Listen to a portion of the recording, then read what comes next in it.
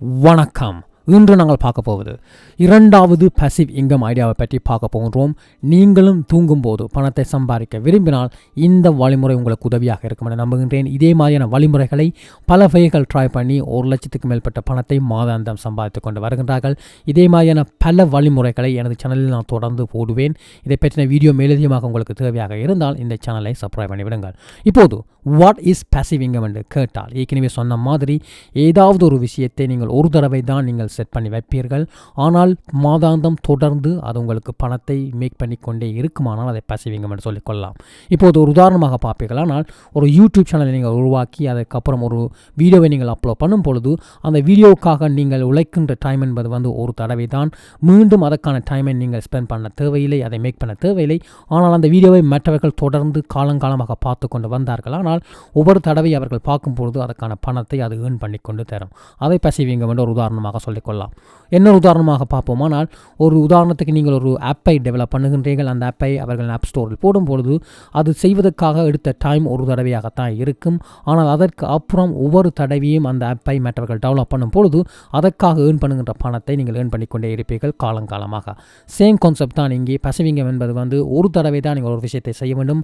அதற்கான டைமை நீங்கள் மீண்டும் ஸ்பெண்ட் பண்ண தேவையில்லை. இருப்பினும் அந்த ஐடியா மூலம் உங்களுக்கு பணம் தொடர்ந்து ஏர்ன் பண்ணி கொண்டிருப்பீர்கள். ஆனால் அதை பாசிவ் இன்கம் என்று சொல்லிக்கொள்ளலாம். இப்போது இந்த சேனலை இதுவரையும் சப்ஸ்கிரைப் பண்ணியிருக்காட்டிக்கு மறந்து சப்ஸ்கிரைப் பண்ணிவிட்டு அந்த பெல் நோட்டிஃபிகேஷன் ஆன் பண்ணிவிடுங்கள். அதே சமயம் இந்த வீடியோ ஏதாவது ஒரு வழியை உங்களுக்கு தந்திருந்தால் மறந்து நாம ஒரு லைக் பண்ணுங்கள். ஃபார் த யூடியூப் இருக்கிறோம்.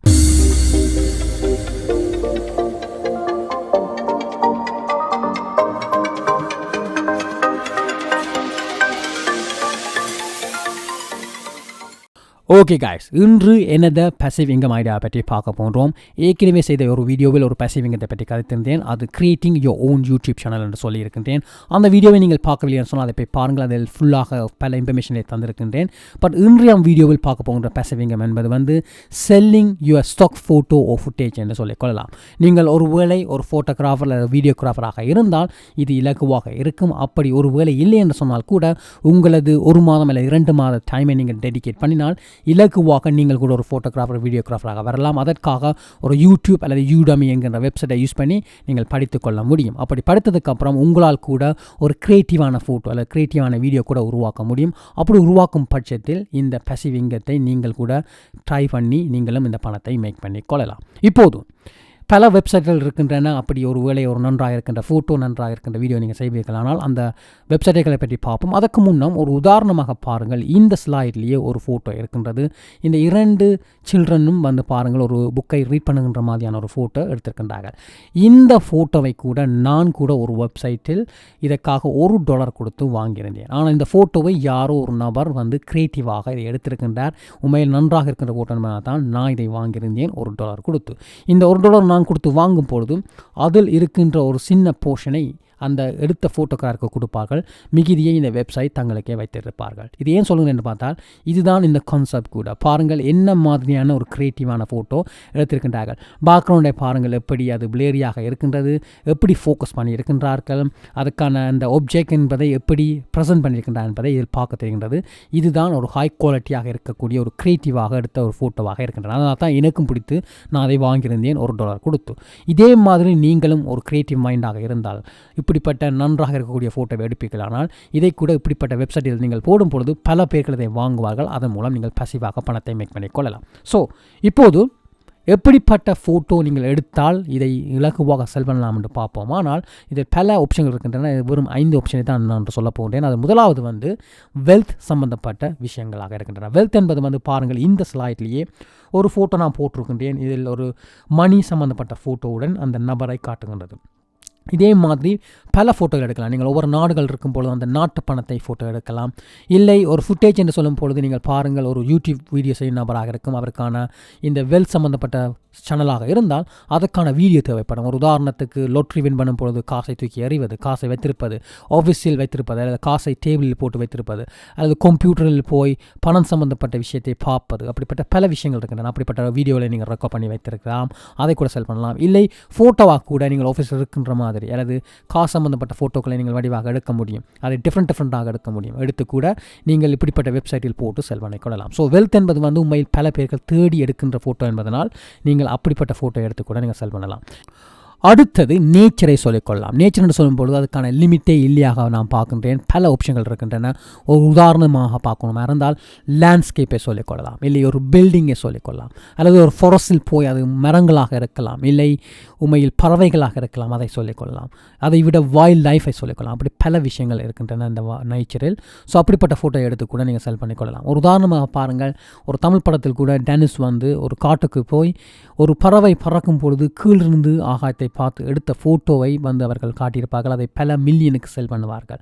அது ஒரு இமேஜினேட்டிவாக இருந்தால் கூட அப்படி உண்மையிலேயே வைல்ட் லைஃப் ஃபோட்டோக்களை எடுத்து பல மில்லியன் கணக்கான பணங்களை மேக் பண்ணியிருக்கின்றார்கள் பல பேர்கள். ஸோ நேச்சர் கூட ஒரு ஆப்ஷனாக இருக்கின்றது.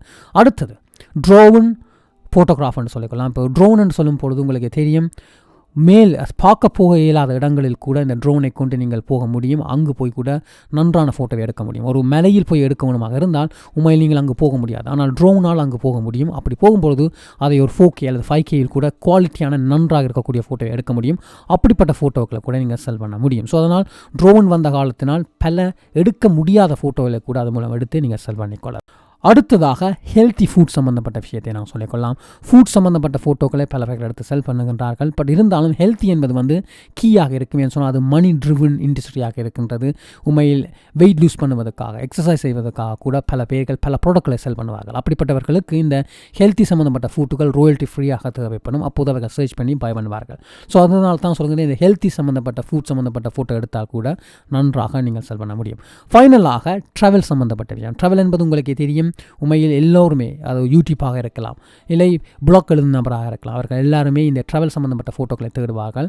அவர்களுக்கு இது யூஸ்ஃபுல்லாக இருக்கும். அதை விட சில வெப்சைட்டுகளில் ஆர்டிக்கல் எழுதும் பொழுது சொல்லுவார்கள் top 10 place in America, top 10 place in United kingdom. அப்படி செய்யும் பொழுது கூட அதற்கு தேவைப்படும் ஃபோட்டோக்களை சர்ச் பண்ணி எடுப்பார்கள். ஸோ அப்படி எடுக்கும் பொழுது இப்படிப்பட்ட இதை நீங்கள் கூட எடுத்து நீங்கள் செல் பண்ணி வைக்கலாம். ஆனால் உங்களிடமிருந்து கூட சில நேரங்களை அவர்கள் வாங்கலாம். ஸோ இந்த 5 விஷயம் தான் இருக்கின்றன. ஆனால் நீங்களே சர்ச் பண்ணிக்கொள்ளுங்கள். இன்டர்நெட்டில் போய் டாப் பெஸ்ட் நிச்சுக்கள் என்ன ஃபோட்டோ சம்மந்தப்பட்ட விஷயம் எனக்கு பார்த்தீங்கன்னு சொன்னால் நீங்களும் அறிந்து கொள்ள முடியும்.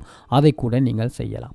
சரி, இப்போது இதெல்லாம் சொல்லியதுக்கப்புறம் எப்படி இதை வைத்து நீங்கள் பணம் மேக் பண்ணலாம் என்ற ஒரு கொஷன் கேட்டால், உண்மையில் இது ஒரு டிஜிட்டல் டவுன்லோட் தானோ. இமேஜ் என்பது வந்து ஃபோட்டோ என்பது வந்து நீங்கள் ஒரு ஃபோட்டோ ஹை குவாலிட்டியில் அப்லோட் பண்ண போகிறீர்கள். அதை வாங்கும் நபர்கள் அந்த குவாலிட்டி ஃபோட்டோவை டவுன்லோட் பண்ணாங்க. ஸோ எவ்ரி டவுன்லோட் பண்ணும்போது நீங்கள் பணத்தை மேக் பண்ணிக்கொள்ளுங்கள். அதுக்காக ராயல்ட்டி ரேட் என்று சொல்லக்கூடிய இதை டிபெண்ட் ஆன் பிளாட்ஃபார்மில் அவர்கள் சொல்லுவார்கள். கூடுதலான பிளாட்ஃபார்மில் பிட்வீன் 15 to 45% உங்களுக்கு பே பண்ணுவார்கள். ஒரு உதாரணமாக சொல்லணுமாக இருந்தால், நீங்கள் $1 அந்த ஃபோட்டோவை செட் பண்ணி இருந்தால் அந்த $1 செல் பண்ணும் பொழுது உங்களுக்கு பிட்வீன் 15 to 45% உங்களுக்கு தருவார்கள். மிகுதி பணத்தை அந்த பிளாட்ஃபார்ம் எடுத்துக்கொள்வார்கள். நான் உதாரணத்துக்கு $1 சொல்லுகிறேன். நீங்களே செட் பண்ணலாம் எவ்வளவு அமௌண்ட் நீங்கள் கேட்கின்றீர்கள். நீங்கள் அது $10 செட் பண்ணலாம், $100 செட் பண்ணலாம், $1000 செட் பண்ணலாம், ஈவன் $1 million கூட செட் பண்ணலாம் அந்த ஃபோட்டோவுக்கு. அது நீங்களாம் டிசைட் பண்ணணும் எவ்வளவு அமௌண்ட்டை நீங்கள் கேட்க போகிறீங்கன்னு சொல்லி. உண்மையில் அதுக்கான வேல்யூ இருந்தால் யாராவது நபர்கள் அதை வாங்குவார்கள். ஸோ ஆரம்பிக்கும் பொழுது ஒரு ஹை ப்ரைஸை நீங்கள் செட் பண்ணாதீர்கள், ஒரு லோ ப்ரைஸை செட் பண்ணுங்கள். பட் காலம் போக போக உங்கள் போர்ட்ஃபோலியோவை பிகராக கிரியேட் பண்ணியதுக்கு அப்புறம் அப்படி உங்களுக்கு ஒரு டிமாண்ட் இருக்கும்பொழுது நீங்கள் எந்த ப்ரைஸை செட் பண்ணாலும் உங்களை வந்து பல பேர்கள் வந்து வாங்குவார்கள். ஸோ அதுக்காக நீங்கள் டைம் ஸ்பெண்ட் பண்ணி அதை பில் பண்ணுங்கள், உங்கள் போர்ட்ஃபோலியோவை பிகராக பில் பண்ணுங்கள். ஓகே, இப்போது எந்தெந்த வெப்சைட்டுகள் இருக்கின்றது, எங்கு நீங்கள் செல் பண்ணலாம்னு பார்த்தீங்கன்னா சொன்னால் பல வெப்சைட்டுகள் இருக்கின்றன. அது மெயினாக சில வெப்சைட்டை மட்டும் பிக் பண்ணிக்கிறேன். இதுதான் மேஜராக இருக்கின்ற வெப்சைட்டுகள். அது முதலாவது என்பது வந்து Shutterstock என்பது. இது வந்து one of the biggest website. இங்கே வந்து நீங்கள் ஃபோட்டோ செல் பண்ணலாம், வீடியோ செல் பண்ணலாம் என்பதையும் மைண்ட் வச்சுருங்கள். ஸோ இதுவாக இருப்பினும் இது இரண்டுமே இந்த பிளாட்ஃபார்மில் நீங்கள் செய்யலாம். அடுத்தது வந்து வீடியோ ஹைவ் என்பது. இதுவும் ஒன் ஆஃப் த பிக்கெஸ்ட் வெப்சைட்டாக இருக்கின்றன. இங்கு கூட நீங்கள் வீடியோ ஃபோட்டோ கூட செல் பண்ணிக்கொள்ளலாம். அடுத்தது வந்து Getty Image என்பது. ஆல்மோஸ்ட் சேம் தான், வீடியோ ஃபோட்டோ நீங்கள் செல் பண்ணிக்கொள்ளலாம். அடுத்தது வந்து Dissolve என்கின்ற எனது வெப்சைட். அது மட்டும் இல்லாமல் குவைட் ரீசனாக இந்த அடோபி கூட தங்களுக்கான ஒரு பிளாட்ஃபார்மை உருவாக்கியிருக்கின்றார்கள். அது அடோபி ஸ்டாக் என்பது. இங்கு கூட நீங்கள் ஃபோட்டோ வீடியோவை நீங்கள் செல் பண்ணிக்கொள்ளலாம். ஸோ இங்கு போடும் பொழுது என்ன நடக்கும் பார்த்தீங்கன்னு சொன்னால், இங்கு மில்லியன் கணக்கான யூசர்கள் இருக்கின்றார்கள். அப்படி இருக்கும் பொழுது இந்த வெப்சைட்டே உங்கள் வீடியோ ஃபோட்டோக்களை புஷ் பண்ணும். அப்போது யாராவது நபர்கள் விரும்பி அதை வாங்கினார்னு சொன்னால் அதற்கான அந்த செட் பண்ணியிருக்கின்ற அந்த ராயல்ட்டி ஃபீயை உங்களுக்கு தருவார்கள். இது தொடர்ந்து இந்த வீடியோ அல்லது ஃபோட்டோ அந்த வெப்சைட்டில் இருக்கும் வரைக்கும் யார் வாங்குகின்றார்களோ அப்போது நீங்கள் பணத்தை மேக் பண்ணிக்கொண்டே இருப்பீர்கள். ஸோ இதுதான் passive income என்பது. நீங்கள் வந்து ஒருக்கா தான் அந்த ஃபோட்டோ செய்வீர்கள் அல்லது வீடியோ எடுப்பீர்கள். அதை அப்லோட் பண்ணியதுக்கப்புறம் every time someone buy you will make money என்பதை மைண்டில் வைத்திருங்கள். இப்போது இதற்கான ஒரு சின்ன ரேட்டையும் நான் கொடுக்க போகிறேன். அப்படி கொடுக்க போகுமானால் உண்மையில் எவ்வளவு ஈஸியாக இதை செட் பண்ணலாம் என்று பார்த்தீங்கன்னு சொன்னால் உண்மையில் 7/10 சொல்லுவேன். ஏன்னு சொன்னால் உண்மையில் இப்போ சொல்லியிருக்கின்ற ஒவ்வொரு வெப்சைட்டிலும் நீங்கள் போய் ஃப்ரீயான அக்கௌண்ட்டை நீங்கள் க்ரியேட் பண்ண முடியும், உங்களுக்கான ப்ரொஃபைலை க்ரியேட் பண்ண முடியும், ஒரு சின்ன வெரிஃபிகேஷன் இருக்கிறது. அதுக்கப்புறம் நீங்கள் போடுகின்ற ஒவ்வொரு ஃபோட்டோவும் போட்டுவிட்டு நீங்கள் டிஸ்கிரிப்ஷன் அதை செட் பண்ணியதுக்கப்புறம் அந்த ஃபோட்டோ வந்து அதுக்கப்புறம் அந்த வெப்சைட்டையே உங்களை ப்ரொமோட் பண்ணும், அது எஸ்இஓ பண்ணப்படும். ஆனால் சர்ச் பண்ணும்போது கூட அதில் வேறு உங்கள் ஃபோட்டோக்கள் இல்லாமல் அப்படி இருக்கும்பொழுது யாராவது நபர்கள் வாங்கும்பொழுது நீங்கள் பணத்தை மேக் பண்ணி கொள்வீர்கள். ஸோ குவாலிட்டியாக ரேராக இருக்கின்ற ஃபோட்டோவை நீங்கள் செட் பண்ணி வைத்திருந்தால் அது இலகுவாக மற்றவர்கள் வாங்குவார்கள். ஆனால் செட்டப் பண்ணுவது என்பது வந்து ஈஸியான ஒரு மெத்தடாக இருக்கின்றது. ஆனால் இப்போது ஹவு பேசிவ் என்று பார்த்தீங்கன்னு சொன்னால் அதுக்கும் 7/10 சொல்லுகின்றேன். ஏன்னு சொன்னால் இந்த ஃபோட்டோ என்பது வந்து நீங்கள் செட் பண்ணுகின்ற ப்ரைஸை வைத்து தான் எவ்வளோ அமௌண்ட் நீங்கள் மேக் பண்ணலாம் என்பதை நீங்கள் பார்த்துக்கொள்ளலாம். ஒருவேளை $1 per ஃபோட்டோன்னு சொன்னால் நீங்கள் $1000 ஃபோட்டோ செல் பண்ணால் தான் உங்களுக்கு $1000 மேக் பண்ணுவீர்கள் இல்லையா?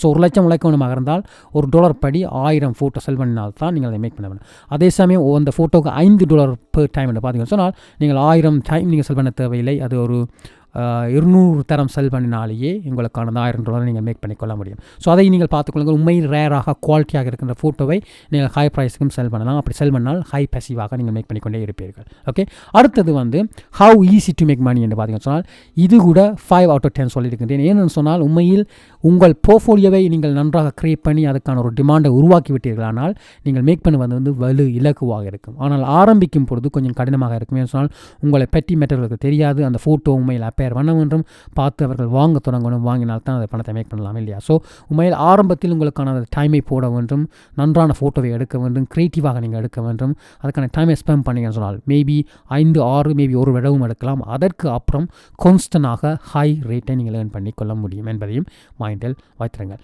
எனிவே காய்ஸ், இந்த வீடியோவில் ஷேர் பண்ணின அனைத்து விஷயமும் ஒரு எஜுகேஷன் பர்பஸுக்காகத்தான். இந்த டே நீங்கள் இதை ட்ரை பண்ணி பணத்தை நீங்கள் மேக் பண்ணவில்லைன்னு சொன்னால் என்னை ப்ளேம் பண்ணாதீர்கள்.